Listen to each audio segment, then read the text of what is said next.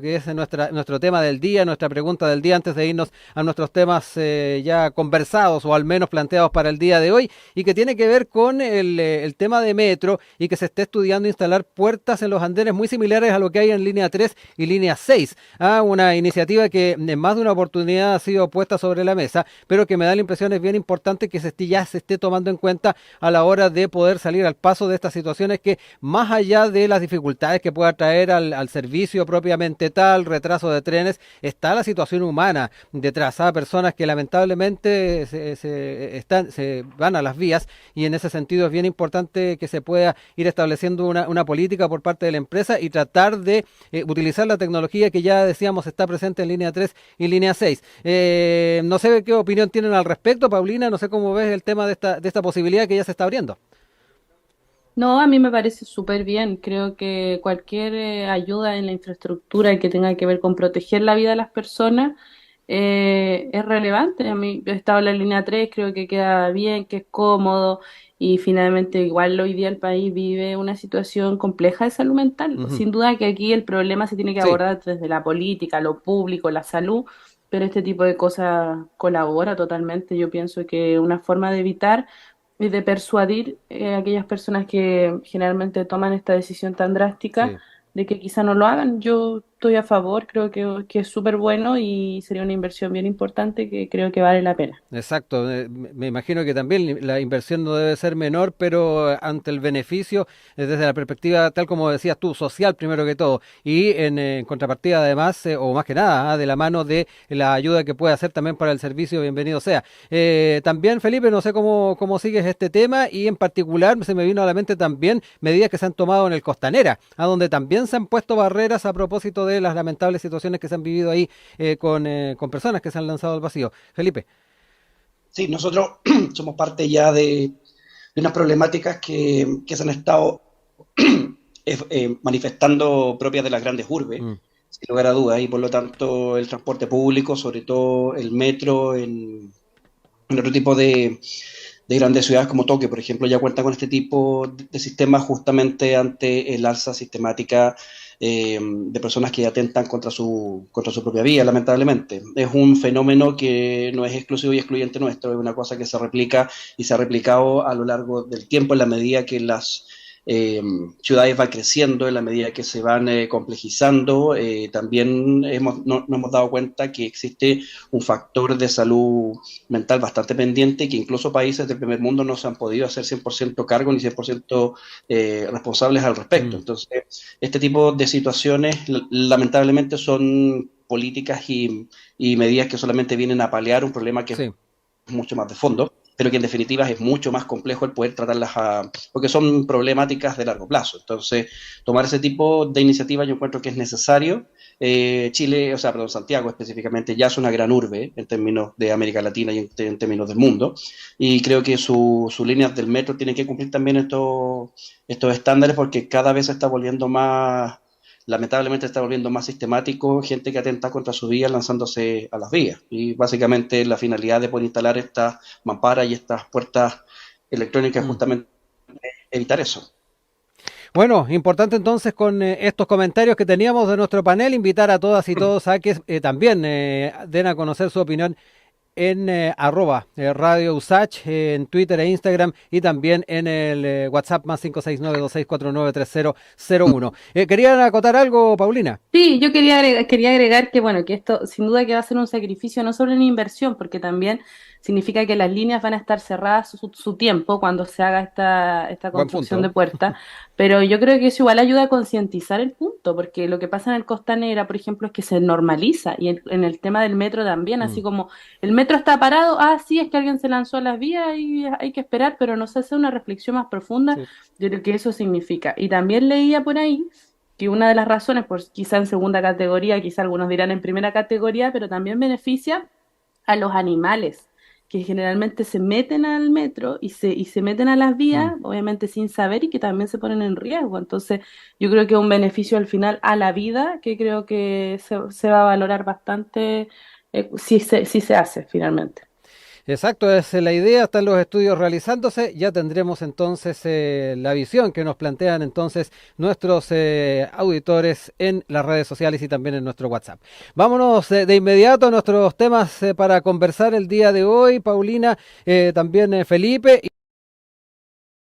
Lo que ha ido de la mano con esta afirmación de Contraloría respecto a los funcionarios de gobierno que no tomaron curso de administración pública y probidad. Eso se tomó bastante en la agenda el día de ayer. Este curso que ofreció Contraloría se hizo con las administraciones de Sebastián Piñera y de Michelle Bachelet. No obstante, en el gobierno actual no se concretó por problemas de agenda. Eso es lo que ha planteado entonces la Contraloría General de la República. Recordemos además que el ministro de Justicia, Luis Cordero, atribuyó el tema vinculado al caso convenios a efectivamente a lo que tiene que ver con la experiencia, el tema de la capacitación, en fin, temas que quiero incorporar a la conversación el día de hoy. Desde el gobierno también hubo posiciones el día de ayer. La vocera Camila Vallejo dijo que no se requiere una capacitación para cumplir con normas y en ese sentido es importante ver cómo seguimos esta temática.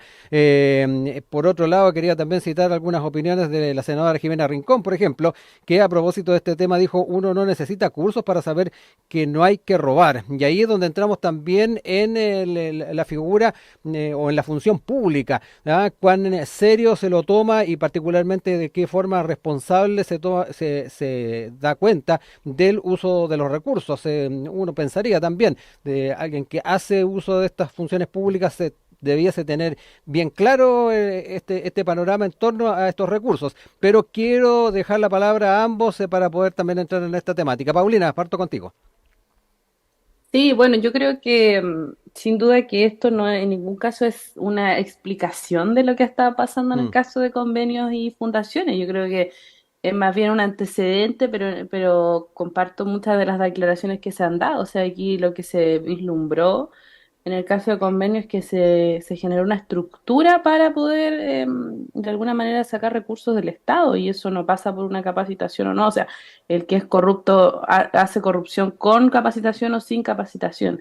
Pero lo que sí me llama la atención, digamos, llama el punto más político del asunto, es que demuestra igual una cierta soberbia, porque quizá cualquiera de nosotros que llegue al Estado, por supuesto que uno tomaría cursos para poder entender bien cómo funciona y, no, y quizá eso no va a evitar que si tú tienes la intención de robar lo hagas, pero sí puede permitir darte cuenta más rápido si es que alrededor tuyo hay algo irregular y que no se haya podido concretar estos cursos, creo que igual habla de que hay una actitud con la que ellos llegaron, que era como, aquí venimos nosotros, no necesitamos aprender, tenemos nuestra experiencia, no sé, universitaria o también las participaciones que habían tenido en el Estado anteriormente. Mm.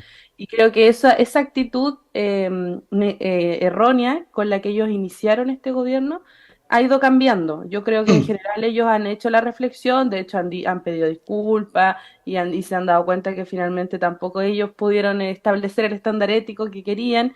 Y yo creo que ahí también hay una como introspección respecto de cómo partió este gobierno y cómo de alguna manera ha ido reivindicando los 30 años, reivindicando a quienes sí que mantuvieron el poder por mucho tiempo y hicieron que este país creciera, que a mi gusto fue la concertación. Felipe, también ahí saber cómo también has estado siguiendo este tema y particularmente el foco en lo que es la función pública. Y reitero mis conceptos. Uno pensaría que las personas dentro de que llegan a este tipo de funciones debiesen tener también claridad de cuáles son los deberes en torno a pertenecer a un ministerio, pertenecer a una repartición pública y importante, como decía Paulina, que se pudiesen desarrollar estas capacitaciones, pero me da la impresión de que esto no debiese ser la razón por la cual se incurre en este tipo de errores.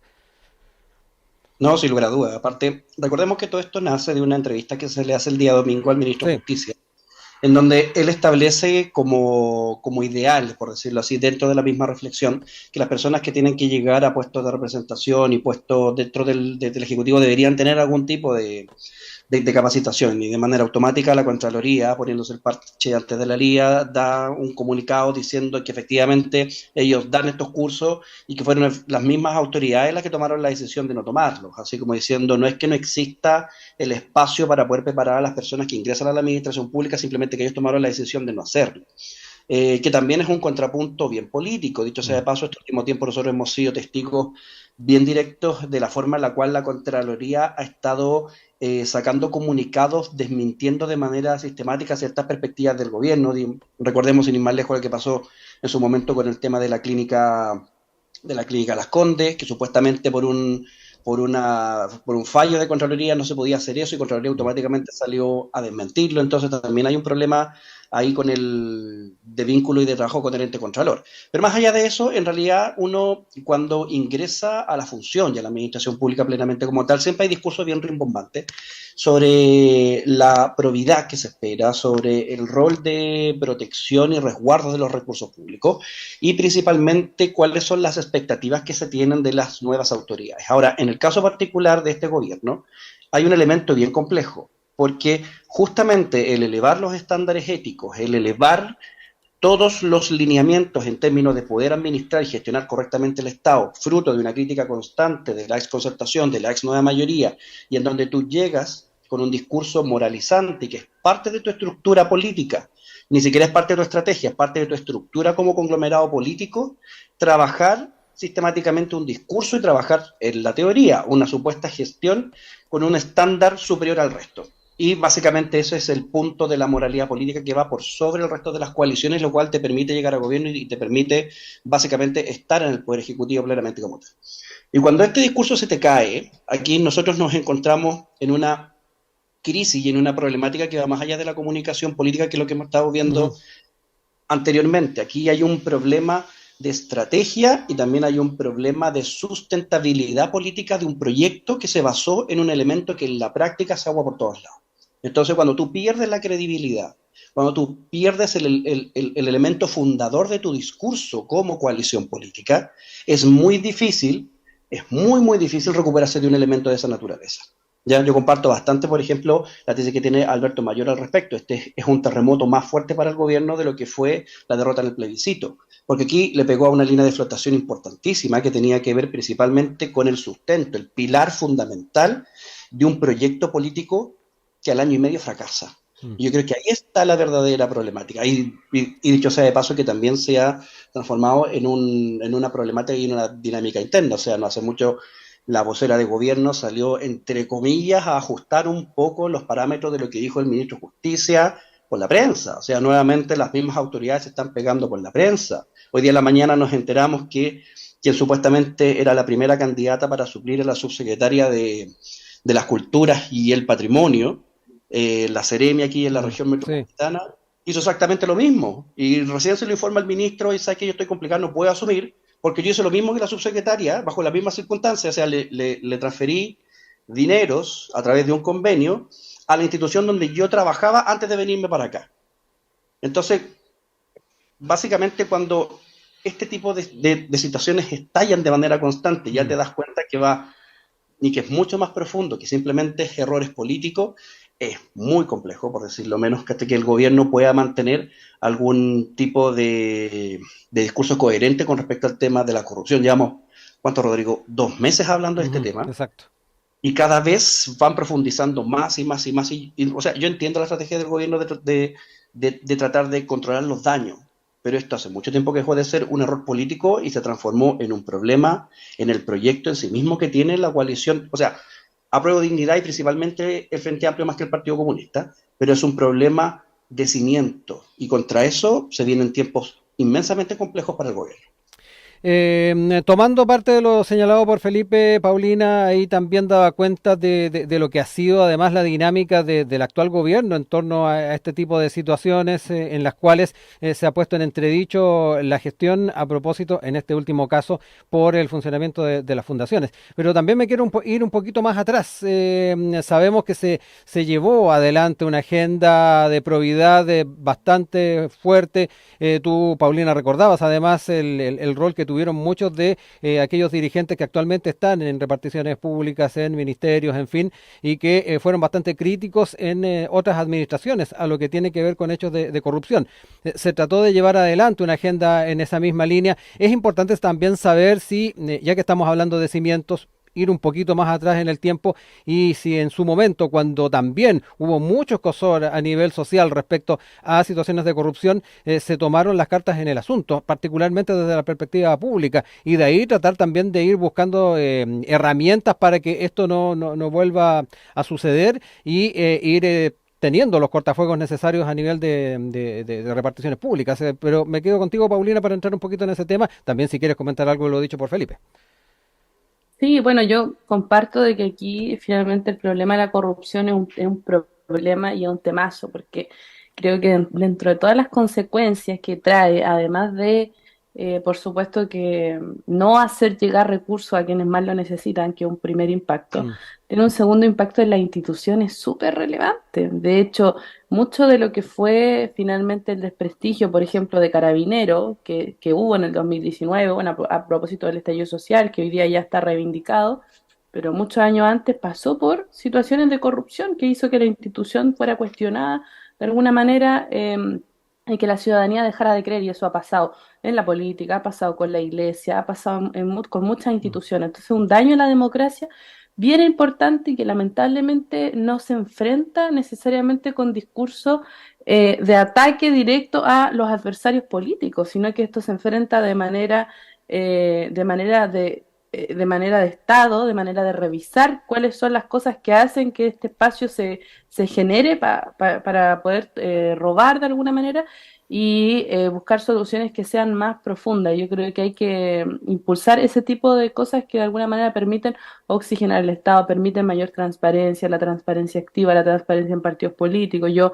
a pesar de que participo en un partido político Mm. y sé todo lo que implica en términos de burocracia, la ley de financiamiento de los partidos políticos, yo creo que fue algo muy bueno, porque de alguna manera limita que los partidos también tengan una transparencia, y así en el resto de las instituciones hay que seguir avanzando en esto. Yo creo que el error del gobierno, antes de ser gobierno, fue haber instalado un discurso de ustedes son los malos, nosotros somos los buenos, y no, en cambio, haber hecho una revisión más profunda de cómo el Estado de alguna manera tenemos que irlo renovando, tenemos que irlo oxigenando para que no ocurran este tipo de casos de corrupción. Yo comparto lo que dice Felipe, yo creo que aquí les dieron lamentablemente en la bandera de lucha, es como que la derecha, si es que llega a ser gobierno, no logre terminar con la delincuencia, ni pueda lograr un gran crecimiento económico, que son las promesas que ellos de alguna manera han estado instalando. Entonces, cuando tú llegas al poder y te das cuenta que hay cosas que no se pueden hacer,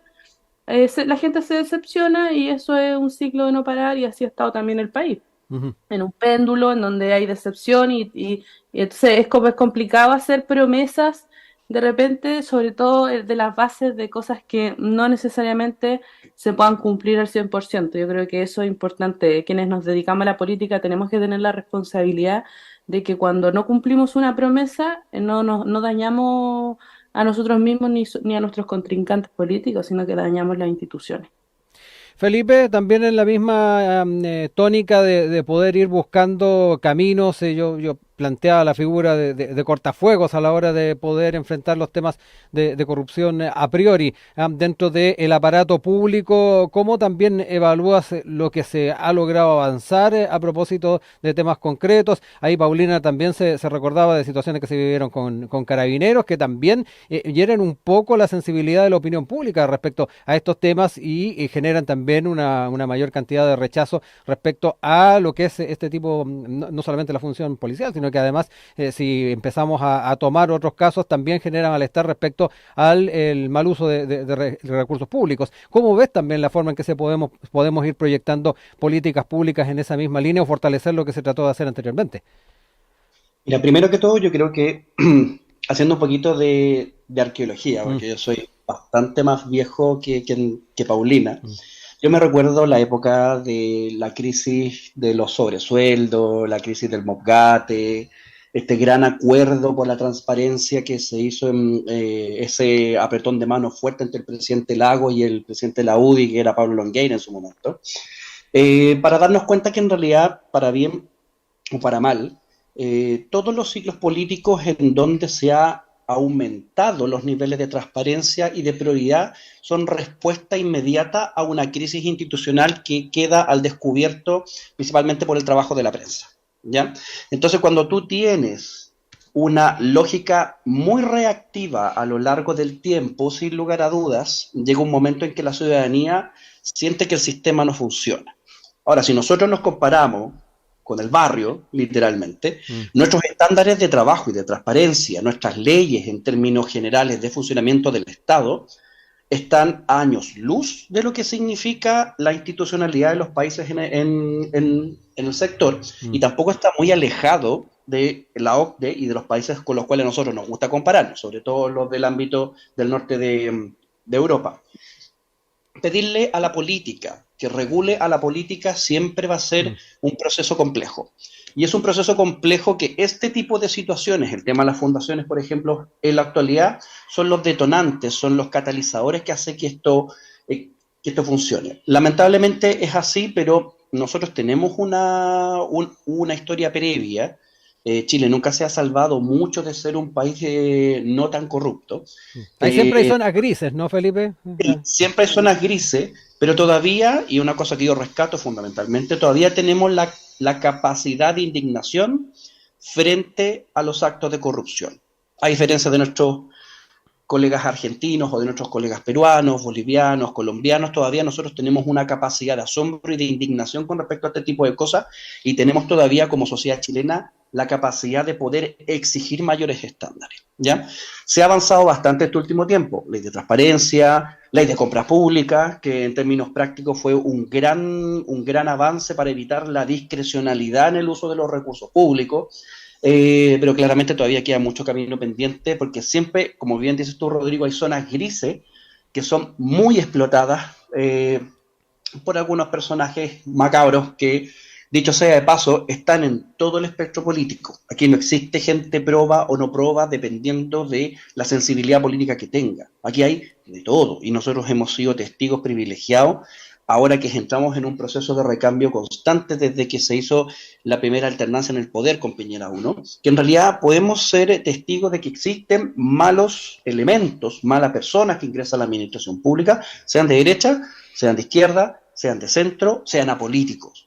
Todos al final del día tienen esa sensación, y es justamente la institucionalidad la que tiene que poner todos los peros, todas las barreras, todos los contrapuntos necesarios habidos y por haber, para que las ganas de poder hacerlo queden en eso, queden solamente en las ganas. Yo entiendo muchas veces que poner todos estos cortafuegos, como dices tú, genera necesariamente una administración más lenta, porque todos los procesos de decisiones tienen que pasar por más manos, tienen que pasar por más aprobaciones. Y además tiene su lógica eso, Felipe, ¿no? El ralentizar tiene que ver con esos filtros, esos sedazos por donde tiene que pasar mucha de esta política pública, y que es lógico para tratar de evitar este tipo de situaciones. Sin lugar a dudas, o sea, de hecho, sin ir más lejos, o sea, el caso que hace estallar esta última problemática con las fundaciones, la característica que tuvieron los convenios es que bajaron ciertos montos para no pasar por el control de Contraloría, o sea, echa la ley, echa la trampa, y eso es parte de un dicho muy popular que tenemos nosotros, y en donde todavía tenemos espacio para poder mejorar e ir fortaleciendo elementos en las zonas grises, sin lugar a dudas. Pero aquí también hay un tema más de fondo que tiene que ver principalmente, y eso es un rol que tienen que cumplir los partidos políticos, de cómo se hace el proceso de selección de cuadros, cómo se hace el proceso de las candidaturas, cómo se hace el proceso en donde efectivamente se busca que una persona que es parte de un colectivo con un ideario que fundamentalmente llegar al poder para poder implementar un modelo específico de sociedad, también cuente con estos elementos de probidad y cuente con estos elementos morales y éticos como parte de su proceso. Es complejísimo, sí. Yo te lo digo completamente, es muy difícil, y de repente las buenas intenciones son las que cimentan el camino al infierno, sin lugar a dudas. Pero, ojo, nosotros estamos en un proceso nuevamente de crisis. De este proceso de crisis, yo lo que voy a rescatar es que nuevamente se van a levantar un montón de muros para poder generar mayores controles en las transferencias de recursos discrecionales, donde van a también generar una serie de muros y de restricciones sobre el rol que van a cumplir, por ejemplo, los gobernadores regionales y los recursos a discreción que tienen ellos.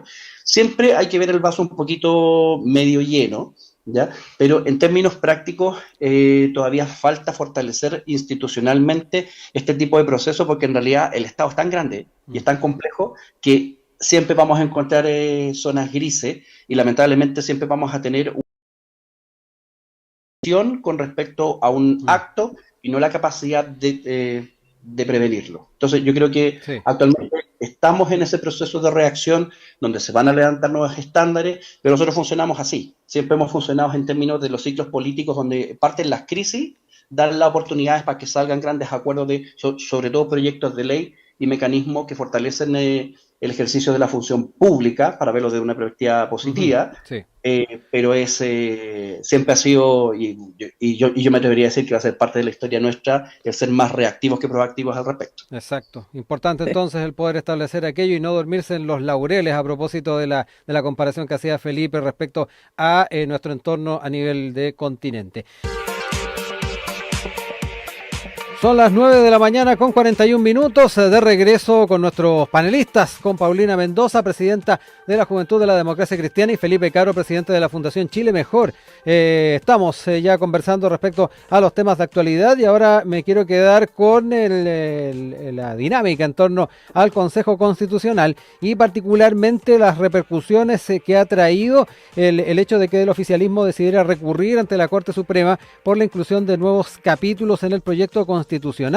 En esa línea, desde las bancadas del Partido Republicano y también de Chile Vamos, lamentaron esta ofensiva en lo que es el inicio, además de las negociaciones por las enmiendas y lo que han defendido, en particular desde la oposición, en la sintonía con la ciudadanía de los apartados que buscan sumar respecto a temáticas como la seguridad pública, Fuerzas Armadas y Defensoría de las Víctimas. Parte de los temas que queremos seguir conversando a esta hora y quiero partir con Paulina.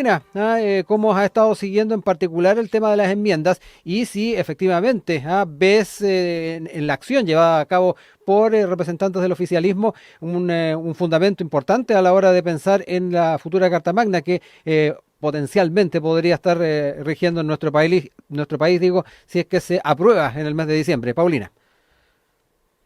Bueno, yo creo em, que en general digamos, muchas de las enmiendas que se presentaron no muestran una actitud como colaboradora o de buscar acuerdos de parte de quienes hoy día lideran el proceso constitucional, que es particularmente el Partido Republicano y la derecha más tradicional. Creo que lo han dicho, de hecho, las mismas personas, tanto de la UDI como del Partido Republicano, que el hecho de poder, de alguna manera, ir a la Corte Suprema es algo que está dentro de los procesos y de los mecanismos que se pueden usar. Eh, pero me parece en particular que no hay, que se dice que se quiere llegar a acuerdos y se dice que de alguna manera se quiere tratar de generar un documento que nos incluya a todos, pero en la práctica hay una serie de cosas que se han ido instalando que creo que finalmente no condicen con con este dicho. Como dicen, del dicho al hecho hay mucho trecho. Y creo que el hecho de hoy día querer incorporar un capítulo que no cambia nada la realidad, en la práctica no tiene una solución, digamos, real en cómo podría afectar esto la seguridad y otras cosas más. Creo que es de nuevo estar de alguna manera ofreciéndole a la ciudadanía supuestos cambios de cosas que en realidad no van a cambiar. Lamentablemente creo que la actitud del Partido Republicano no dista mucho de lo que hizo la lista del pueblo en el proceso anterior y creo que se tiende a caer finalmente cuando se tiene el poder en pasar Mm. la planadora más bien que de poder consensuar acuerdos. Es ¿Y qué bastante espera, triste. perdón, Paulina, y qué es esperable de Chile Vamos ahí? Porque también hay sectores que me da la impresión tienen una visión distinta de algunos de estos elementos, más allá de que se hayan suscrito dentro de lo que son las enmiendas, se parte de aquello. Pero no sé que desde tu perspectiva al menos qué es lo esperable también de Chile Vamos, donde se buscaría también un canal de mayor diálogo. Sí, yo creo que todos esperamos, a ver, una cosa es la expectativa de lo que uno quisiera, que finalmente ellos tuvieran un grado más de diálogo, un grado más de consensuar cosas, y en estos últimos 30 años se lograron muchas cosas con Chile Vamos y la concertación trabajando, llegando a acuerdos. Pero creo que finalmente todo, lamentablemente, está cruzado por lo electoral, está cruzado por las elecciones que se vienen el próximo año y probablemente Chile Vamos hoy día está privilegiando más su alianza con el Partido Republicano, más bien que pensando Mm. en el futuro, en Chile, en la Constitución, y creo que lamentablemente vamos a volver a caer en lo mismo que cayó la izquierda, la ultraizquierda en este caso, y bueno, simplemente demuestra una vez más que los extremos son muy parecidos, a pesar de que ellos se muestran como que son polos, en realidad Mm. hay muchas cosas que los unen y que finalmente aquí se va a terminar pasando una planadora y eso no va a ser mayoritario. Yo estoy de acuerdo en general con lo que está haciendo el oficialismo y creo que finalmente lo que se dice tiene que tener una cuestión práctica y a la hora de presentar las enmiendas y tratar de llegar a cierta cantidad de acuerdos, si no, de nuevo vamos a tener un proceso fracasado Mm. de nueva constitución.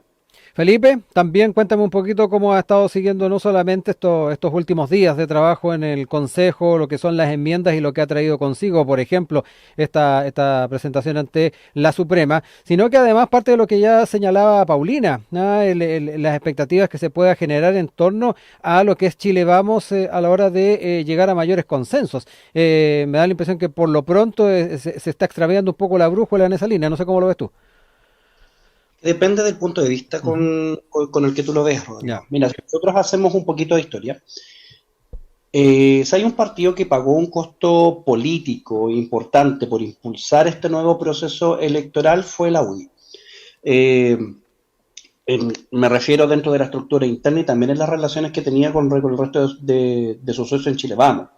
Bajo esa perspectiva, Javier Macaya, como presidente, tomó una postura bien proactiva para poder cumplir la palabra empeñada, cosa que yo encuentro que está lo correcto dentro de la política, para poder impulsar un nuevo proceso, pero donde se resquebraja la confianza política posteriormente a que se aprueba en el Congreso este nuevo proceso a través de esta nueva enmienda a la Carta Fundamental actual. A los 3 días después, el presidente firma los indultos y deja muy mal parado al presidente de la UDI porque se da a entender que él entregó demasiado y que el premio fue una, un sedazo, por decirlo así, una limpieza estructural hacia el octubrismo del 2019. Y eso políticamente en abril le repercutió. Y le Ujú. repercutió de manera sustancial porque el Partido Republicano asumió una campaña poderosísima del no queremos una nueva constitución. Estamos bien con la constitución actual.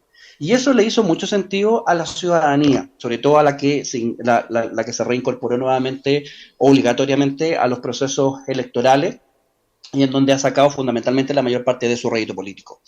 Entonces, toda la gestión, y nosotros lo hemos discutido Ujú. bastante también acá, que está realizando el Partido Republicano es para que el proyecto actual de constitución se parezca lo más posible a la constitución actual, para que esta disyuntiva entre el apruebo y el rechazo tenga un costo mínimo en términos prácticos del proyecto político que tiene el Partido Republicano, porque si llega a ser aprobado, perfecto, es la constitución que nosotros ajustamos, que hicimos, y si es rechazado, perfecto, porque nos quedamos con la constitución que siempre quisimos defender.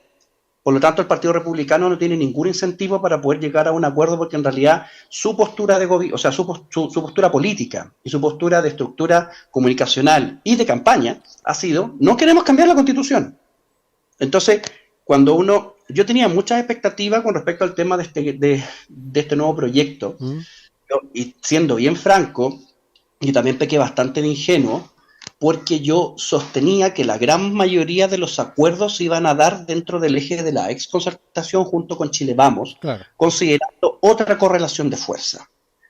Cuando llega el tsunami republicano y básicamente sacan 23 en su momento, ahora son 22, Mm. le sacan 22, casi la mitad del Consejo Constitucional actual, claramente dije, este proceso no va a ser ni siquiera un ápice a las proyecciones que nosotros teníamos en su momento. Por lo tanto, lo que nosotros estamos viendo es un proceso totalmente batuta política no tienen el incentivo para llegar a acuerdos, tienen el incentivo para acercar este proyecto a la Constitución actual, para minimizar el daño de lo que significa rechazarlo, porque, y entendamos, porque lo he dicho de manera constante, para el Partido Republicano rechazar esta propuesta no es algo negativo. Y yo creo que ahí está la gran diferencia para poder analizar estas enmiendas y para poder analizar también el rol que le va a competir al oficialismo dentro del Consejo en sí mismo. Sí, hablando de sintonía, porque se ha subrayado bastante desde la perspectiva del mundo republicano lo que tiene que ver con la sintonía con el mundo social. Y ahí también me interesa ir viendo, Paulina, este tipo de temáticas que ya se han expresado. Yo cité algunos ámbitos sin ir más lejos, pero por ejemplo, lo que va de la mano con las enmiendas presentadas en torno a la vida del que está por nacer, que yo creo que puede ser una de las que genera mayor inquietud en varios sectores de nuestro país. Me da la impresión de que, dada también el avance que se tuvo en las normativas en torno al aborto en 3 causales, me da la impresión de que ahí hay una visión distinta desde la perspectiva social. Y de hecho yo quiero también traer a colación acá unas declaraciones que hizo la diputada de la UDI, Flor Baise, en una conversación con El Mostrador, y sobre el tema del aborto, porque recordemos que también desde el Partido Republicano y particularmente en la figura del diputado Arturo Esquella, él incluso ha planteado el tema de derogar la ley de aborto en 3 causales más adelante. Me da la impresión de que en muchos aspectos vinculado o motivado con lo que está pasando también con el tema de las enmiendas. Desde la perspectiva de la UDI, ya lo decía esta diputada, dijo que no es el momento ni el tema que importa a la mayoría, el tema del aborto, y que hay que mirar adelante. El Partido Republicano habla a su sector, no a la mayoría, parte de lo dicho por esta diputada de la UDI. Paulina, te dejo la palabra porque me interesa también centrarme en ese tema para ser bien descriptivos de lo que ha estado pasando en torno a las propuestas de enmienda y el grado de sentido que le pueden hacer a la opinión pública. En este caso yo creo que hay una opinión bien clara de no perder derechos. No sé cómo lo ves tú. Sí, mira, yo lo veo más bien como una estrategia. Yo creo que el Partido Republicano, a pesar de que, como bien dice Felipe, en teoría ellos ganan por los dos lados, se aprueba o se rechaza el proyecto de constitución, yo creo que sí, ellos hoy día están mostrando están en evaluación en términos de su capacidad de liderazgo y de acuerdos, porque si analizamos la última encuesta que salió, la gente, a pesar de que en efecto tiene muchas cosas en común con el Partido Republicano y que se sintió interpretada en seguridad, en que quiere un Estado más autoritario con tal de lograr, no sé, seguridad y crecimiento económico. Bueno, yo creo que eso da para otro capítulo de análisis de esa tremenda encuesta. Hay muchos de ellos que reconocen que quieren acuerdos, que quieren y que prefieren acuerdos.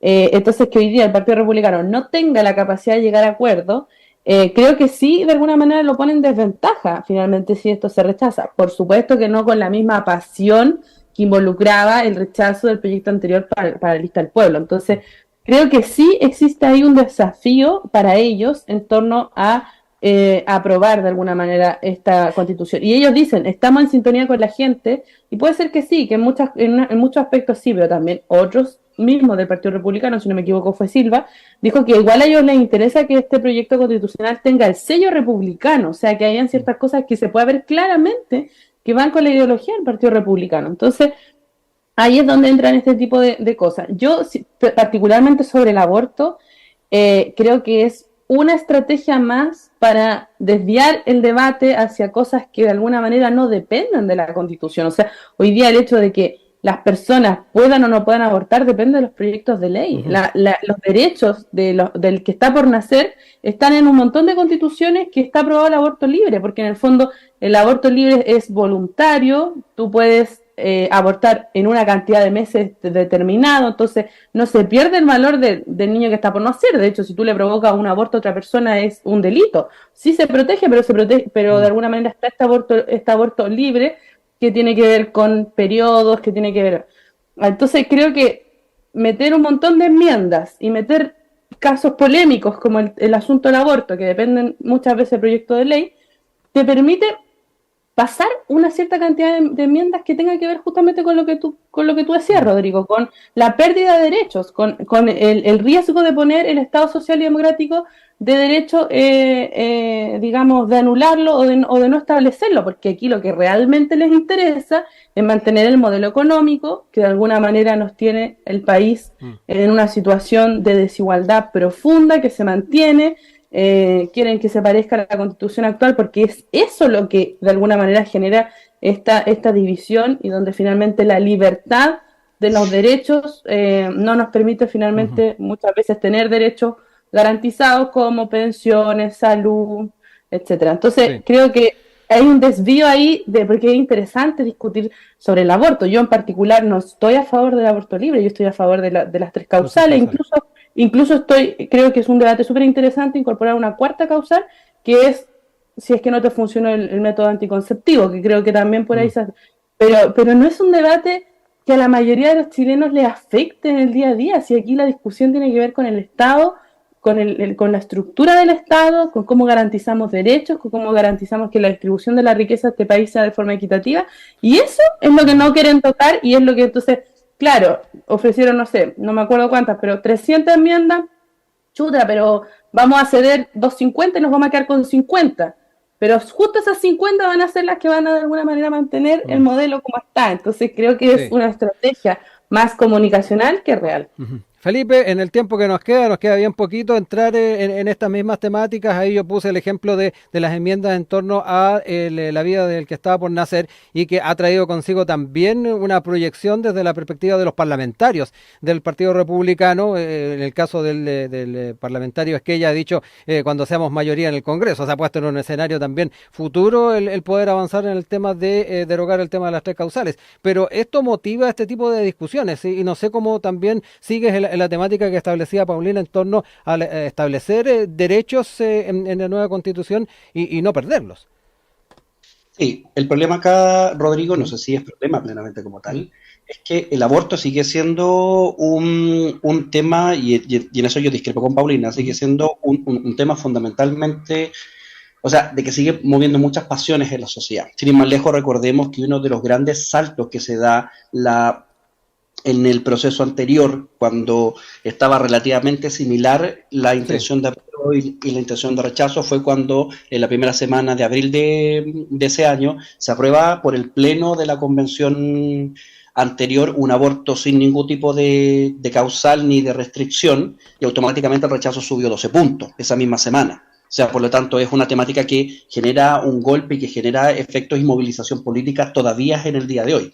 Y eso repercute directamente también en una sociedad que es abiertamente muy conservadora actualmente, y en donde para ellos, y va a sonar terrible lo que voy a decir, pero yo creo que hay un grupo importante de gente dentro de Chile, sobre todo dentro de los que no votaban antes, que retroceder hacia una prohibición completa del aborto para ellos no es un retroceso en derechos, porque es parte también de un proceso, y el Partido Republicano lo ha expresado de esa manera, es parte de un proceso democrático. Cuando Arturo Esquella dice el domingo que ellos esperan poder derogar la ley en las 3 causales, hablan de que cuando seamos mayorías en el Congreso, o sea, en ambas cámaras. Entonces, si nosotros nos ponemos en esa situación, si la ciudadanía, si Chile en su conjunto le entrega una mayoría al Partido Republicano para que pueda hacer eso también es consecuencia y es reflejo de unas actitudes y un desarrollo de las prioridades que tiene la sociedad, y que, o sea, a paso, también quedaron muy bien establecidas en el último tiempo en la encuesta CEP, en donde existe una mayor valoración de los ejes y de los elementos valóricos que apuntan fundamentalmente hacia la seguridad y otros elementos más en pos de perder ciertas libertades y ciertos derechos. Entonces, yo sé que esta cuestión es absolutamente dinámica, pero la semana pasada yo también se lo dije a Jimena, acá se corre el cerco para un lado y para el otro, dependiendo de la coyuntura y muchas veces dependiendo del contexto.